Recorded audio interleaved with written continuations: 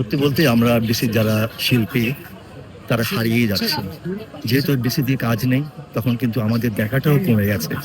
তো এই ধরনের যদি মাঝে মাঝে কিছু অনুষ্ঠান হয়, তখন আমরা যতই কাজ থাকুক না কেন, আমরা চেষ্টা করি আসার জন্য আসি, যে আমার সেই বন্ধুটিকে পাবো, আমার সেই সহকর্মীকে পাবো, আমার সেই জ্যেষ্ঠ শিল্পীটাকে পাবো, যার সাথে একসময় অনেক অনেক অভিনয় করেছিলাম, যার সাথে অনেক সময় কাটিয়েছিলাম। কিন্তু আজকে বিগত প্রায় 10 বছর হয়তো তাদের সাথে দেখা হয় না, তাদের সাথে কথাও হয় না। চোখের আড়াল হলেই মনের আড়ালও হয়ে যাচ্ছে আজকাল। সেই কথাগুলি যেন এখন আরো খুব বেশি করে আমাদের সামনে প্রকট হয়ে আসছে। এটা যন্ত্রণা দেয়। তবু মাঝে মাঝে যত কষ্ট করেই হোক, এই অনুষ্ঠানের আয়োজনের মাধ্যমে আমরা আবার একে অপরের সাথে দেখা হয়, কথা বলতে পারি। আমার কাছে এটাই অনেক বড় উৎসব মনে হয়, এবং এটি অনেক বড় পাওনা বলে মনে হয়, এবং এই পাওনাটাই আমাদেরকে আবার অনুপ্রাণিত করে, উৎসাহিত করে কাজ করার, একজন আরেকজনের সাথে দেখা করার, নিজেদের মধ্যে ভাবের আদান প্রদান করার।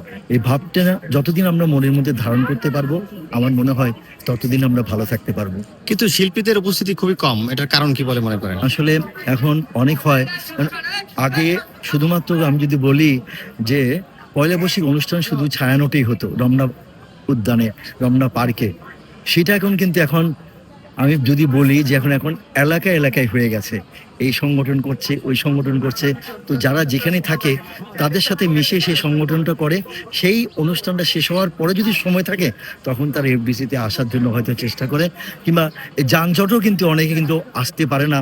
আর বয়স কিন্তু একটা বিরাট আমাদের জীবনে হয়ে দাঁড়িয়েছে এখন। ইচ্ছে করলে কিন্তু একটা লোক এখন দৌড়াতে পারে না।